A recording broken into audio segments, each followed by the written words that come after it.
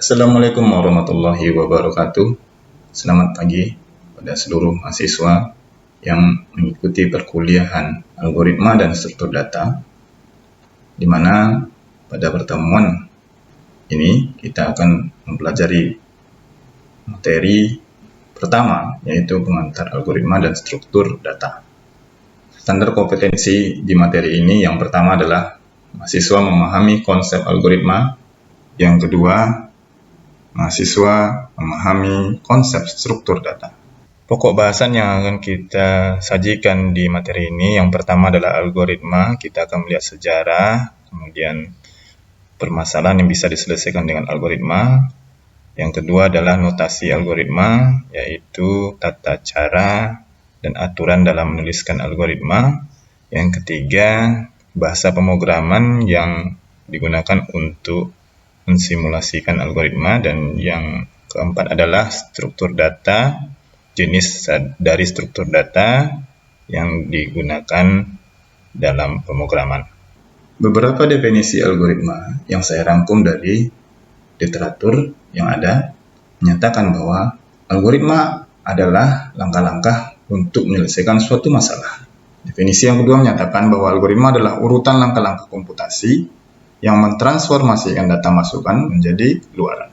Yang ketiga, algoritma adalah deretan instruksi yang jelas untuk memecahkan masalah, yaitu untuk memperoleh keluaran yang diinginkan dari suatu masukan dalam jumlah waktu yang terbatas. Dari beberapa definisi algoritma ini, kita dapat rangkum bahwa algoritma merupakan alat untuk menyelesaikan masalah komputasi. Kita lihat permasalahan bagaimana mengurutkan angka secara ascending. Input yang diberikan adalah urutan angka yang belum terurut.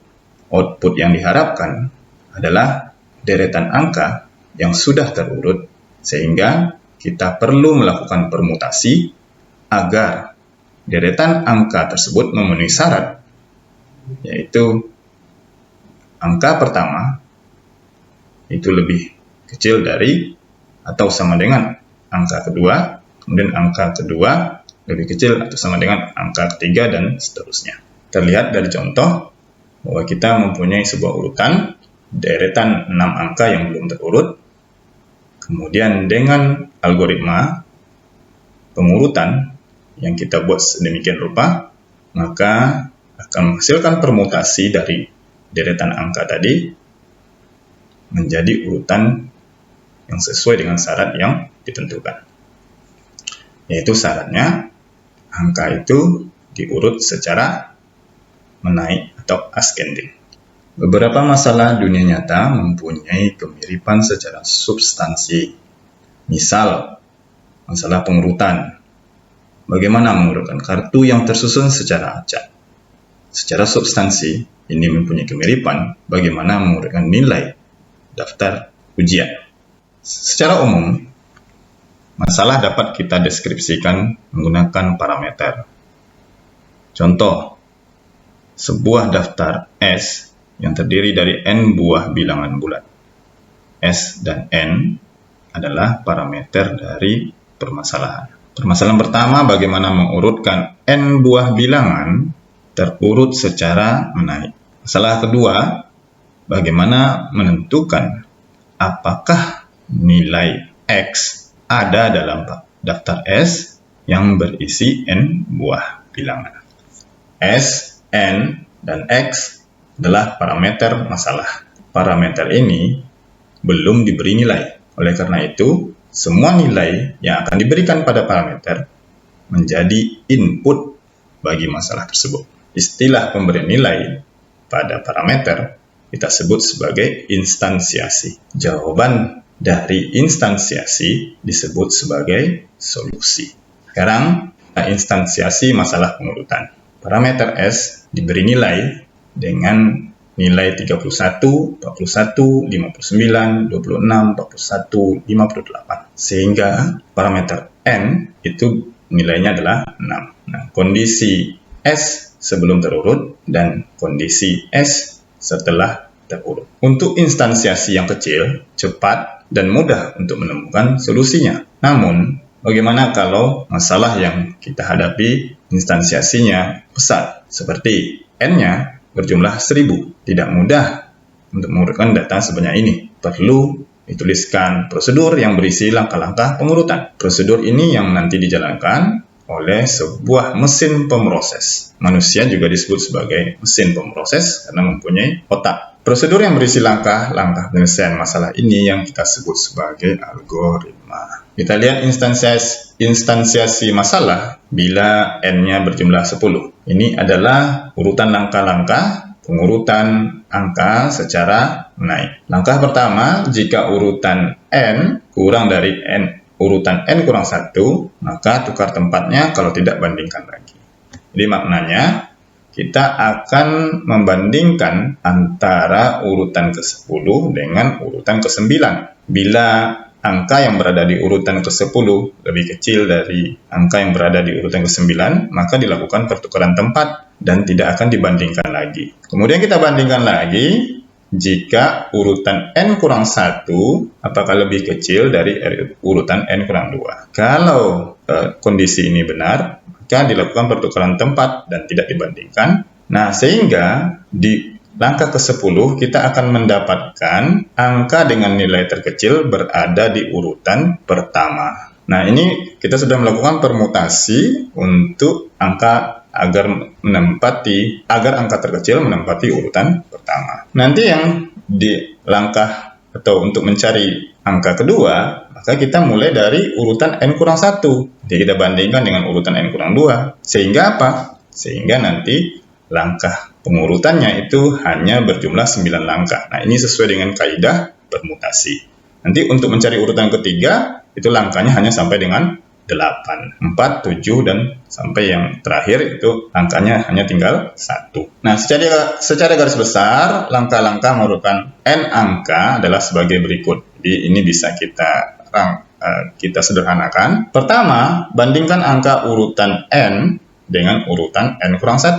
Jika angkanya lebih kecil, tukar tempat urutannya, kemudian ulangi kembali langkah 1 sebanyak N dikali N tambah 1 bagi 2 kali. Ini sesuai dengan rumus permutasi. Nah, langkah-langkah ini yang kita sebut sebagai algoritma. Algoritma ini itu adalah alat komputasi dalam menyelesaikan permasalahan. Sebuah algoritma itu dikatakan benar jika setiap input instansiasi algoritma berhenti dengan output yang benar. Algoritma yang salah jika input instansiasi diberikan, algoritma tidak berhenti atau outputnya salah. Meskipun algoritma yang salah ini, kita bisa menggunakannya untuk mengukur tingkat kesalahan. Kita lihat contoh masalah. Ada 2 gelas yang berisi air. Gelas A berisi kopi dan gelas B berisi susu. Ketentuannya, volume air dalam kedua gelas sama. Nah, permasalahannya bagaimana menukarkan isi kedua gelas itu sehingga nantinya gelas A berisi susu dan gelas B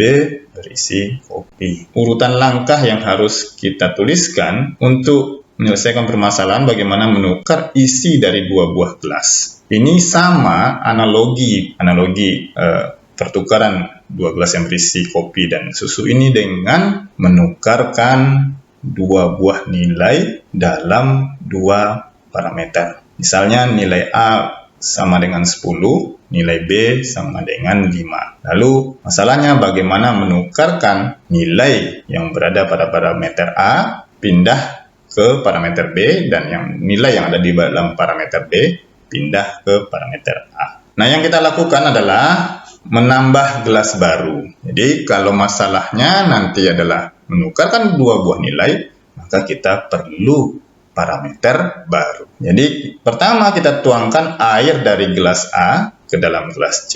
Kemudian yang kedua, tuangkan air dari gelas B ke dalam gelas A. Dan yang terakhir, kita tuangkan air dari gelas C ke dalam gelas B. Algoritma berasal dari nama penulis buku Arab yang terkenal, yaitu Abu Ja'far Muhammad Ibnu Musa Al-Khwarizmi. Al-Khwarizmi ini yang agak sulit dieja oleh orang barat sehingga menjadi algoritma. Ya, jadi bapak ini itu menulis buku yang berjudul Al-Jabar. Jadi beliau ini juga penemu aljabar. Terminologi algoritma pertama sekali diperkenalkan pada tahun 1950 oleh seorang ilmuwan Prancis, yaitu Euclid, yang menemukan urutan langkah-langkah untuk mencari faktor pembagi bersama terbesar, atau bisa kita sebut juga faktor persekutuan terbesar dari dua buah bilangan bulat positif.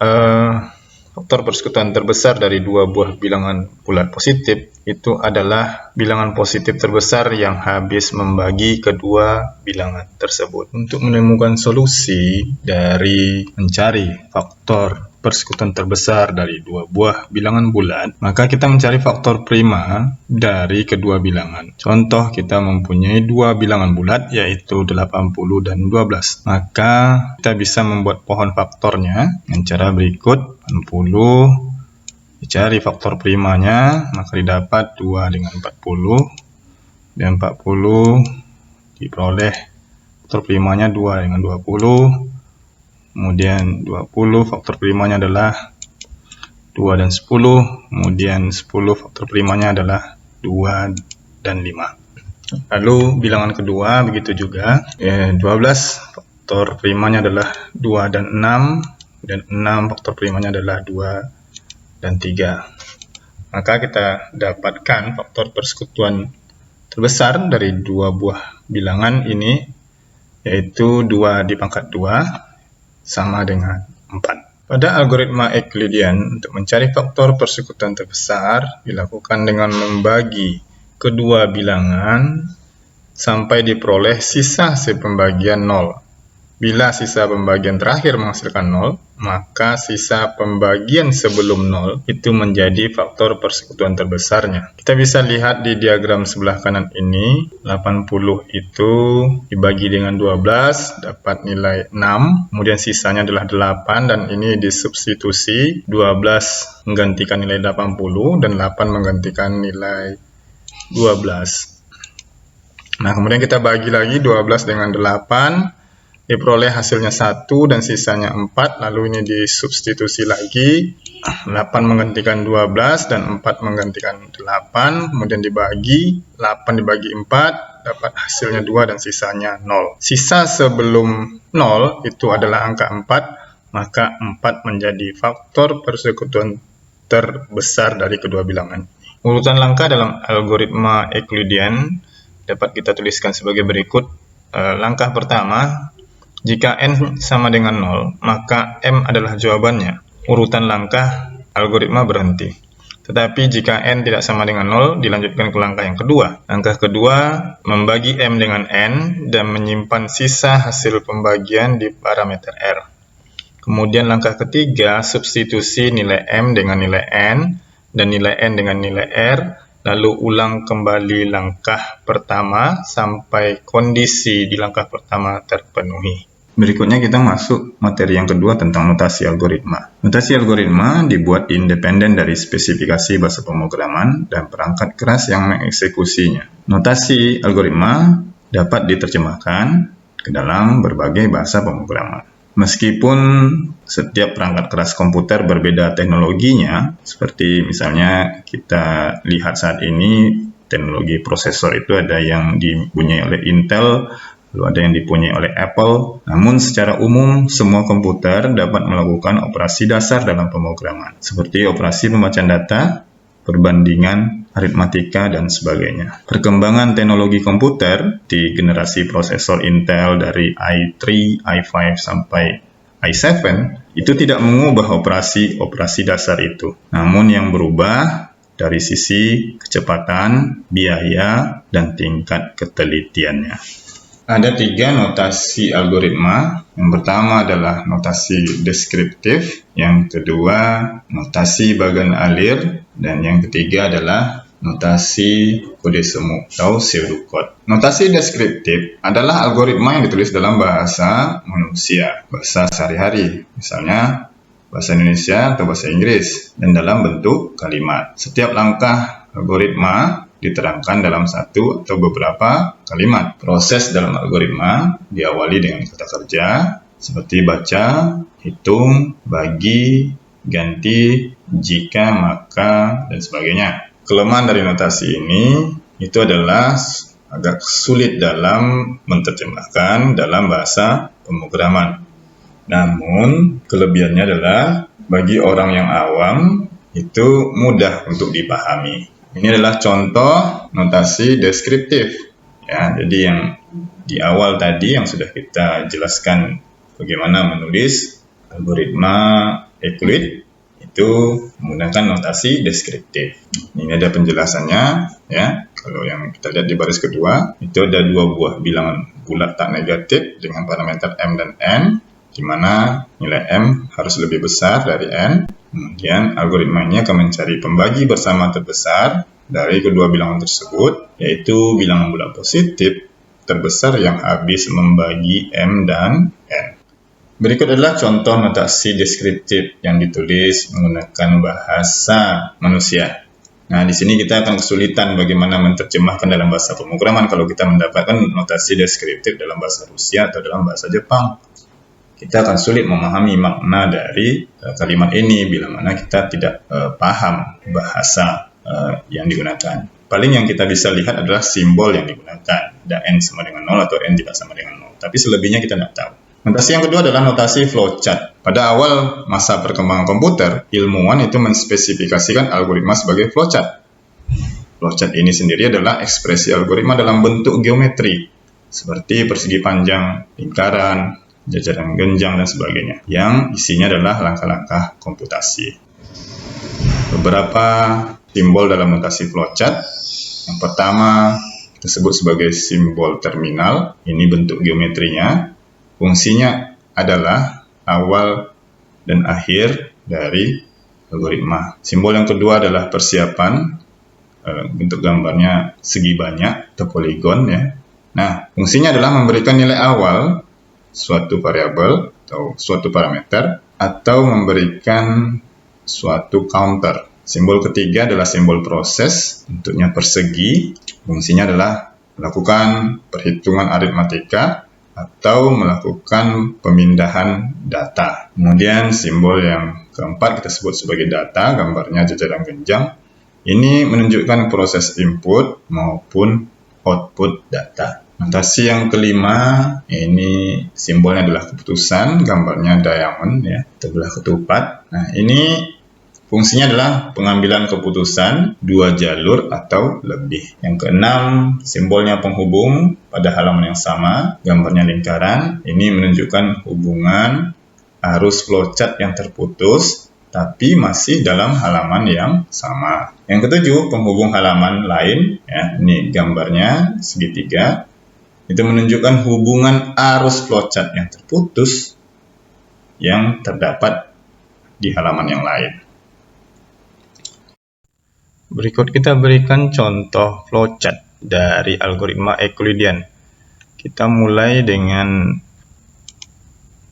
memberikan terminal awal, dilanjutkan dengan membaca nilai untuk parameter M dan N. Nah, kemudian kita masuk dalam struktur perulangan atau simbol yang digunakan adalah simbol kondisi. Di mana perintah yang digunakan selama nilai N-nya tidak sama dengan 0. Atau bisa juga di dalam bentuk kondisi kita menanyakan jika N sama dengan 0. Nah, bila nilai ini atau kondisi ini salah, ya, maka akan dilakukan proses membagi M dengan N, di mana sisa pembagian antara dua parameter ini akan disimpan di dalam parameter R. Kemudian nilai M disubstitusi dengan nilai N, dan nilai N disubstitusi dengan nilai R. Kemudian ini kembali ke atas, ke langkah yang ketiga. Di sini tanyakan lagi jika N sama dengan 0. Nah, bila nilai ini true, maka urutan langkah ini akan menuliskan nilai M sebagai faktor pembagi bersama. dari dua buah bilangan positif di dalam parameter M dan N.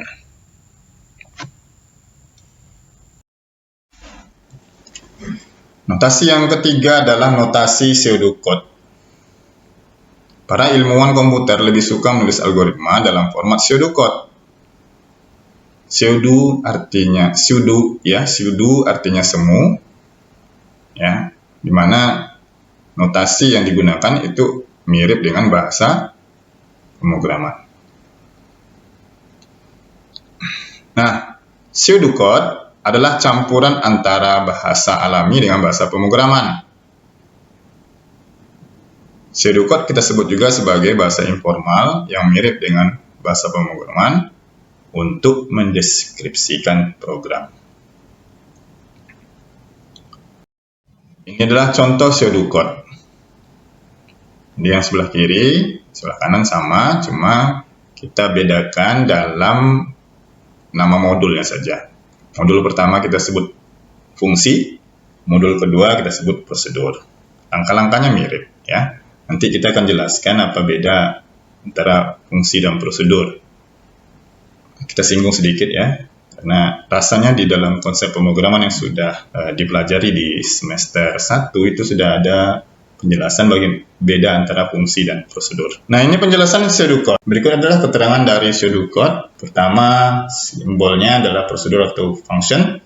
Maknanya adalah blok program yang mempunyai tugas tertentu. Simbol kedua, tanda panah menghadap ke kiri, itu adalah operator assignment atau penugasan, artinya memberikan nilai pada variabel di ruas kiri dengan nilai di ruas kanan. Variabel ini kita sebut juga parameter kalau kita lihat konteks sebelumnya ya. Simbol ketiga adalah tidak sama dengan, ini adalah operator boolean untuk memeriksa ketidaksamaan.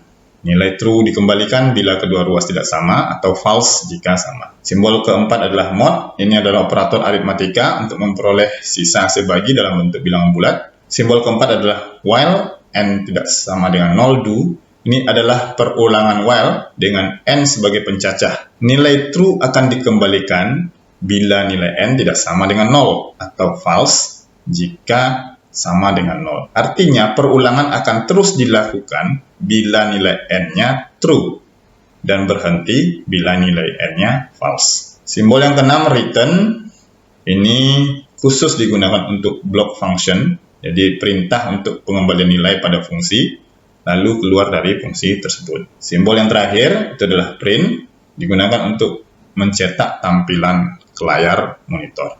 Algoritma dikatakan efektif jika dijalankan oleh sebuah pemroses, yaitu komputer. Komputer merupakan alat bantu dalam menjalankan perintah-perintah di algoritma. Agar komputer paham perintah yang dimaksudkan, maka perintah tersebut harus ditulis dalam bahasa komputer. Algoritma yang ditulis dalam bahasa komputer disebut program. Ada dua terminologi dalam bahasa pemrograman, yaitu belajar memprogram dan belajar bahasa pemrograman. Ini berbeda maknanya. Belajar memprogram, yang pertama itu menyusun langkah penyelesaian masalahnya. Yang kedua, membuat urutan langkah penyelesaian masalah secara general. Ya, berbeda dengan belajar bahasa pemrograman. Dalam belajar bahasa pemrograman, itu mempelajari bahasa pemrograman, sintaks, statementnya, dan teknik operasionalnya. Yang kedua, belajar membuat program komputer dari bahasa pemrograman itu. Berdasarkan tingkatan bahasa komputer, maka dapat dibedakan menjadi bahasa tingkat rendah dan bahasa tingkat tinggi. Bahasa tingkat rendah adalah bahasa yang instruksinya langsung dikerjakan komputer tanpa ada penterjemah. Disebut juga dengan bahasa mesin. Sementara bahasa tingkat tinggi, ini bahasa yang dekat dengan bahasa manusia. Nah, supaya komputer bisa memahami apa perintah yang ditulis, maka perlu mesin penterjemah dalam bentuk interpreter atau compiler. Contoh bahasa tingkat tinggi ini adalah Java, C, Python, PHP, VB, dan sebagainya. Nah, bahasa pemrograman ini itu wajib dikuasai oleh seorang developer atau programmer untuk membangun sebuah aplikasi. Jumlah bahasa pemrograman cukup banyak, dan seorang developer atau programmer tidak harus menguasai seluruh bahasa pemrograman yang ada. Cukup menguasai 1 atau 2 bahasa pemrograman. Menurut TOB, salah satu lembaga riset yang telah beberapa tahun itu membuat peringkat bahasa pemrograman terpopuler di dunia yang diwujudkan dalam bentuk TOB Programming Community Index screenshot. Yang tampil ini saya ambil di edisi bulan September 2020. Bisa dilihat di website tob.com, TOB Index. Nah, itu menempatkan bahasa C sebagai bahasa pemrograman terpopuler. Bahasa C sendiri adalah bahasa tertua yang dikembangkan sekitar tahun 70-an. Nah, ini menjadi bahasa dasar untuk mempelajari bahasa pemrograman yang lain. Karena bahasa C adalah induk dari beberapa bahasa pemrograman lain seperti Java, C++, C#, ya, Python, PHP, dan beberapa bahasa lain yang mirip sintaknya dengan C. Mesin penerjemah C adalah compiler. Bahasa pemrograman Java mempunyai kelebihan dalam beberapa bagian dibandingkan bahasa C. Java ini mesin penerjemahnya menggunakan teknik compiler. Nah, kelebihannya adalah multi-platform, jadi dapat berjalan di server, PC, HP, dan lain-lain. Mempunyai konsep OOP, kemudian library-nya lengkap, sehingga mudah bagi programmer dalam mencari referensi. Karena saking populernya, banyak orang yang menulis program menggunakan Java. Mempunyai teknologi J2ME yang digunakan untuk aplikasi mobile. Nah, penulisan program Java saat ini bisa dilakukan secara online, ya, bisa dicari di Google, ya, dengan kata kunci online Java atau ke alamat situs yang ada di slide ini. Bahasa yang ketiga adalah bahasa Python. Ini mesin penerjemahnya interpreter.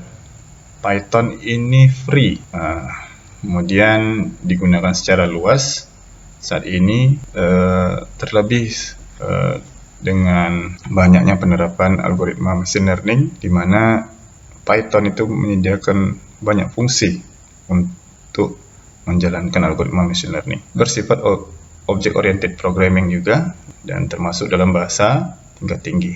Nah, penulisan program Python bisa dilakukan secara online di halaman berikut. Ini adalah moto Python: mudah dipelajari, mudah untuk diajarkan, mudah untuk digunakan, mudah untuk dipahami, dan mudah untuk mendapatkannya. Berikut ini adalah teknik dalam menerjemahkan pseudocode ke dalam bahasa Java. Pseudocode kita namanya adalah function Euclidean. Nah, yang dalam bahasa Java baris 1, 2, 3 sampai dengan 4 ini adalah headernya bahasa Java. Jadi wajib sebuah bahasa Java itu harus punya kelas, harus ada fungsi atau metode main. Fungsi Euclidean yang ada di pseudocode itu kita terjemahkan dalam metode Euclidean, ya. Nah, bila di dalam pseudocode tidak ada tipe data, maka di dalam bahasa pemrograman harus disebutkan tipe datanya. Nah, kemudian ini mengikuti aturan, ya, dalam pemrograman Java. Kalau di pseudocode kita tengok tidak ada titik koma, ya. Tapi kalau di bahasa Java ini kita harus ikut aturan. Bila titik komanya di akhir baris tidak ada, maka akan muncul pesan kesalahan. Pada bahasa Python, penulisan program itu relatif lebih sederhana dibandingkan bahasa Java. Di bahasa Java, tadi kita lihat bahwa ada 4 baris yang menjadi header yang wajib ditulis dalam bahasa Java. Di Python tidak ada. Nah, ini terlihat langsung ketika kita menuliskan fungsi Euclidean di pseudocode, itu langsung ditranslasi ke dalam fungsi Euclidean di Python dengan kata kunci def. Nah, untuk menyatakan bahwa baris di bawahnya merupakan bagian dari fungsi, maka kita berikan titik 2 setelah nama fungsi. Di Python tidak ada titik koma di akhir baris seperti halnya Java.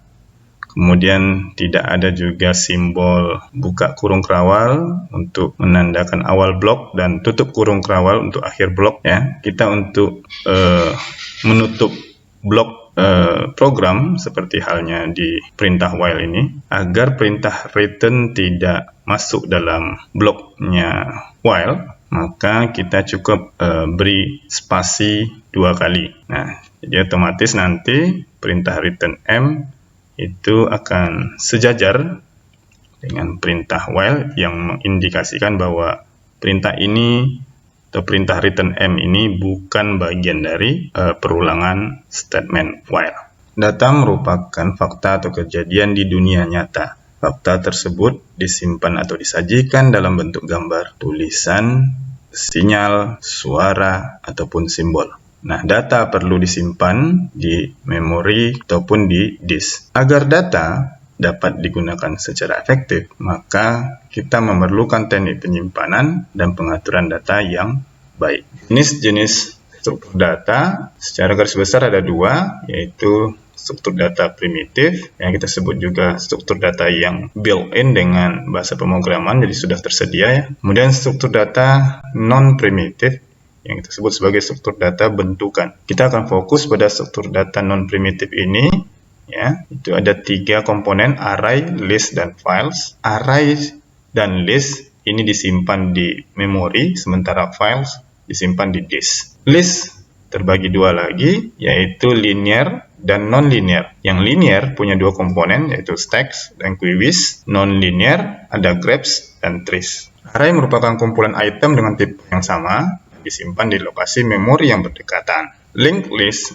adalah struktur data linear, seperti array, namun elemen yang disimpan di lokasi memori itu terpisah. Elemen dari list terdiri dari 2 item, yaitu data dan referensi ke elemen berikutnya. List yang linear dan non-linear. List yang linear itu mempunyai 2 komponen, yaitu stack dan query. Stack, prinsip kerjanya adalah menyimpan elemen atau data menggunakan aturan LIFO, last in first out, atau FILO, first in last out. Jadi data yang terakhir masuk itu yang pertama akan diambil. Ini stack ini nama lainnya adalah tumpukan. Jadi bayangkan bagaimana tumpukan piring, ya. Jadi piring yang paling atas itu adalah piring yang terakhir diletakkan dalam tumpukan. Nah, pasti piring itu yang akan diambil duluan. Sementara query ini menyimpan elemen menggunakan aturan FIFO, first in, first out. Di query ini antrian. Jadi data yang pertama masuk itu yang akan dikeluarkan pertama. List yang non-linear itu mempunyai 2 komponen, yaitu binary tree. Binary tree ini sifatnya hierarki, jadi setiap elemen atau setiap data itu memiliki 2 cabang, cabang kiri dan cabang kanan. Jadi setiap elemen punya 2 elemen lagi. Komponen yang kedua adalah graph. Graph ini mempunyai vertex dan edge. Jadi vertex ini sebenarnya adalah elemennya atau datanya, atau kita bilang juga node-nya. Sementara edge adalah penghubungnya. Jadi yang menghubungkan antara satu elemen dengan elemen yang lain itu adalah edge. Dengan pemilihan struktur data yang baik, maka problem yang kompleks dapat diselesaikan sehingga algoritma dapat digunakan secara efisien. Operasi-operasi penting dapat dieksekusi dengan sumber daya yang kecil, memori yang relatif kecil, dan waktu eksekusi yang cepat. Oleh karena itu, tidak semua struktur data itu sesuai dengan permasalahan. Sebagai contoh, ada masalah yang memerlukan eksekusi yang cepat, maka kita perlu tipe data array. Cuma array ini ada kelemahannya. Datanya tidak bisa ditambah karena sifatnya statis. Nah, kalau kita ingin datanya dinamis, ya, maka kita pakai linked list. Ya, cuma punya kelemahan, waktu eksekusinya relatif lebih lambat daripada array. Nah, ini ada tugas pertama, yaitu bagaimana mendapatkan air sebanyak 4 liter dari 2 buah ember yang volumenya berbeda. Ember A volumenya 5 liter dan ember B volumenya 3 liter. Ya. Nah, jadi tidak ada ember bantuan seperti contoh kasus menukar isi kopi dengan susu. Nah, ini bisa nanti kita terapkan juga dalam penukaran 2 buah nilai, ya, dengan memanfaatkan 2 parameter. Pada tugas kedua, Carilah satu permasalahan komputasi sederhana. Kemudian Anda jelaskan struktur data yang menurut Anda sesuai untuk menyelesaikan permasalahan komputasi ini. Kemudian tuliskanlah notasi algoritmanya, ya. Anda bisa pilih dari 3 notasi yang sudah kita pelajari. Nah, nanti Anda submit di Classroom pada subjek tugas pertama. Kita sudah sampai di akhir pertemuan. Bila ada pertanyaan atau ada hal yang belum Anda pahami, dapat ditanyakan atau dituliskan di kolom komentar, atau dapat Anda tanyakan langsung di online meeting pertemuan kita selanjutnya. Terima kasih saya ucapkan atas perhatian yang sudah diberikan, dan sampai jumpa di pertemuan selanjutnya. Assalamualaikum warahmatullahi wabarakatuh. Link list terdiri dari